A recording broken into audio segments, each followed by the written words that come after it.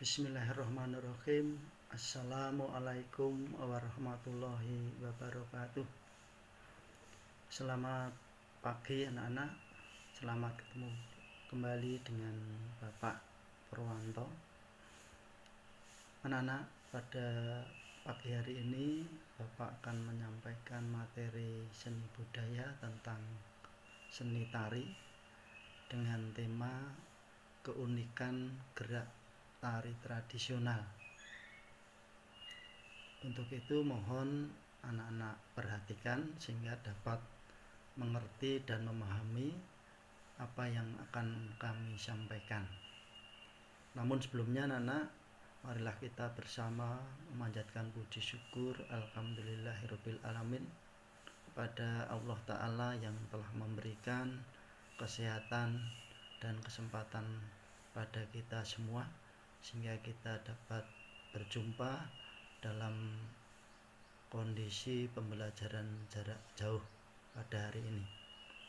Anak-anak sekalian, pengertian dari keunikan gerak tari tradisional ini sebagai berikut. Tari tradisional adalah tari yang lahir, tumbuh dan berkembang di masyarakat atau di daerah tertentu di Indonesia.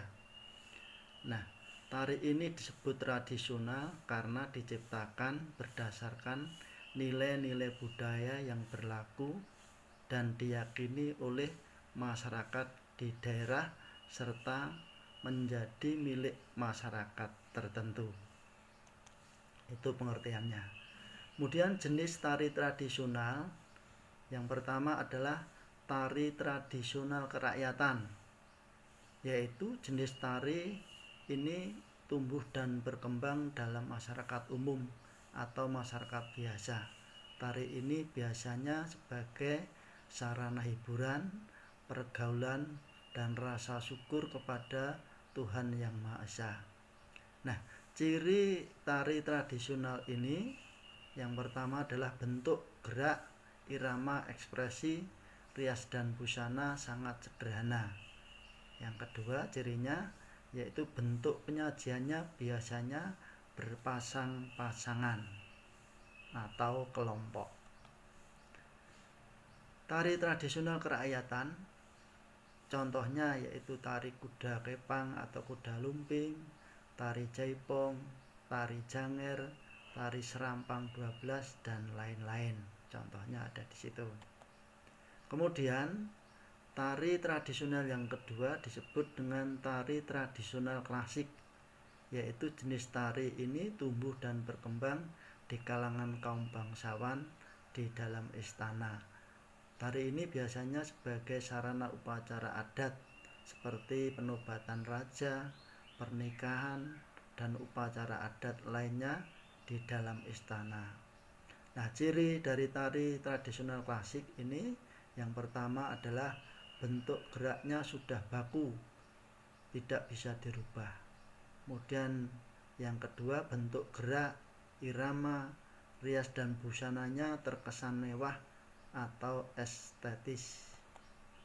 Contohnya yaitu tari bedoyo, tari serimpi, tari lawung, tari topeng Cirebon, dan tari pakarena. Contohnya ada di situ, tari serimpi misalnya seperti itu.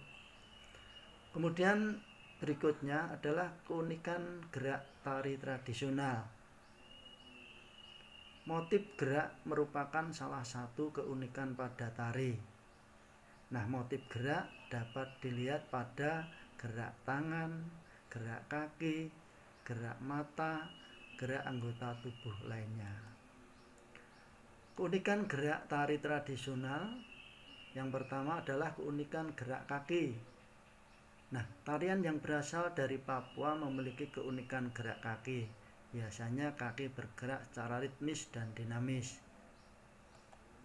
Kemudian, sedangkan tari Pangelu yang berasal dari Sulawesi Selatan memiliki keunikan gerak dengan kaki yang tertahan pada lantai.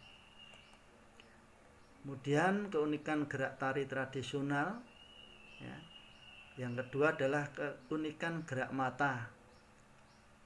Keunikan gerak pada mata dapat dijumpai pada tari Bali dengan gerakan bola mata ke kanan dan ke kiri secara cepat.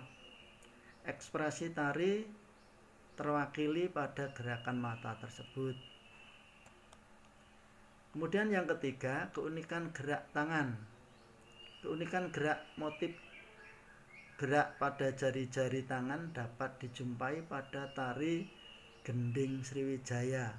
Lentikan jari-jari tangan merupakan kekuatan tarian ini.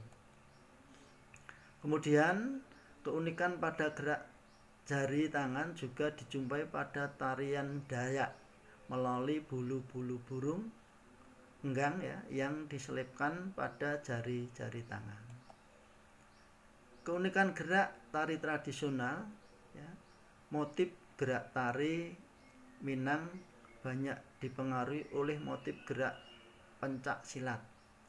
Gerakan tari Minang memiliki gerakan tangan yang kuat, terkadang mengalun tapi terkadang patah-patah.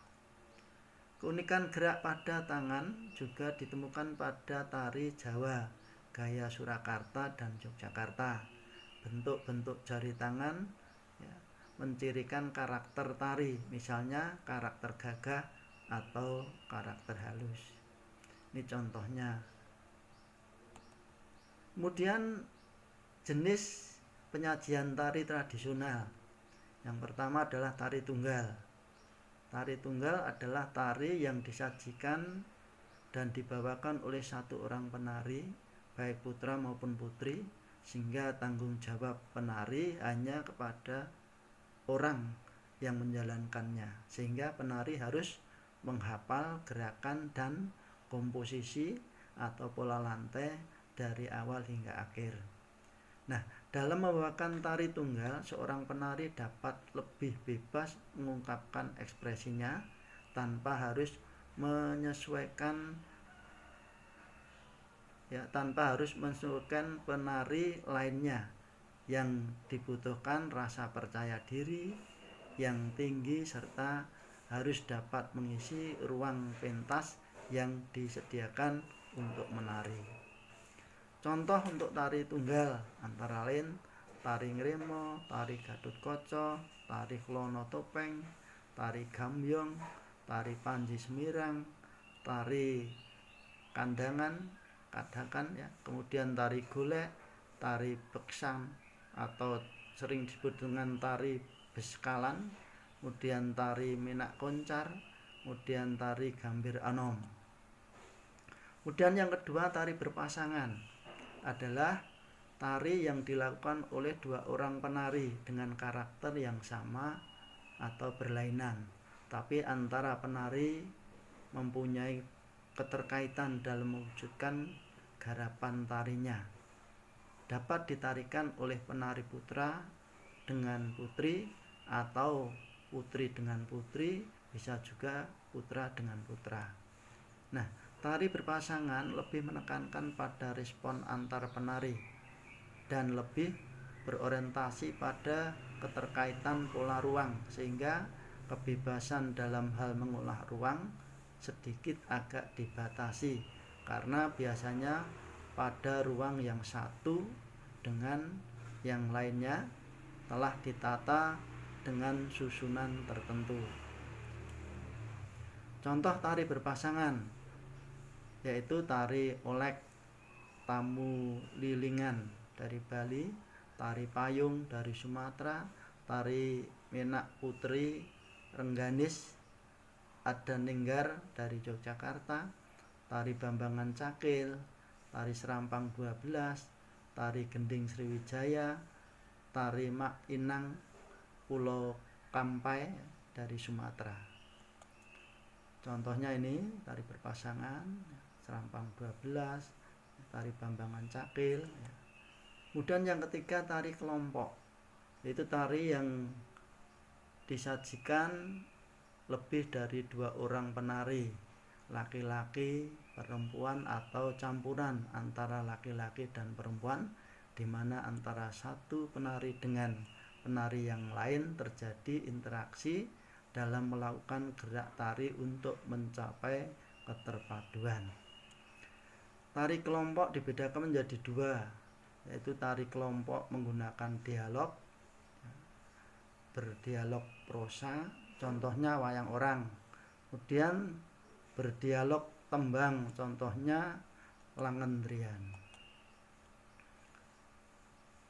B yaitu tari kelompok tanpa dialog, ada tari Pajoge dari Sulawesi Selatan, tari Pakarena, tari Patudu, tari Pagelu, tari Pasambahan, tari Piring, tari Saman, tari Bedoyo, tari Serimpi, dan tari Kecak. Masih banyak lagi jenis yang lain. Contohnya ada tari Serimpi, ada tari Saman, ya.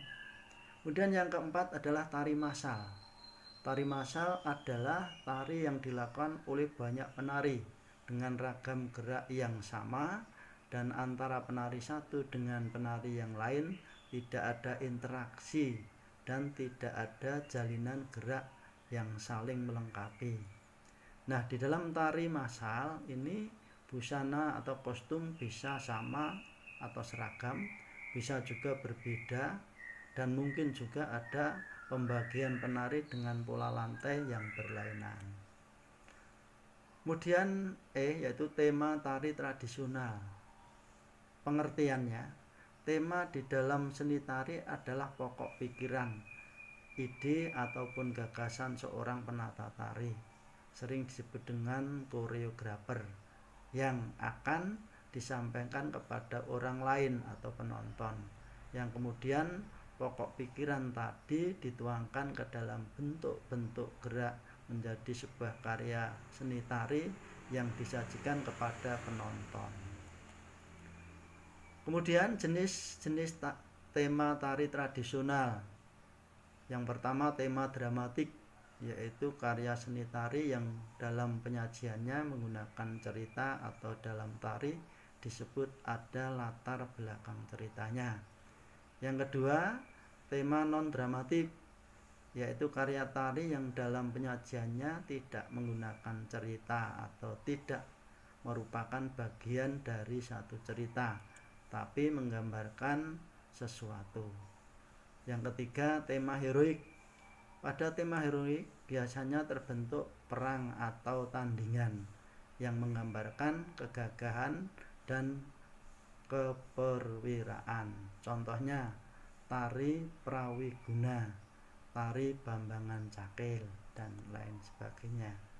Kemudian jenis-jenis tema dalam tari tradisional, yaitu tema erotik, yaitu karya tari yang bertema erotik menggambarkan percintaan antara pria dan wanita.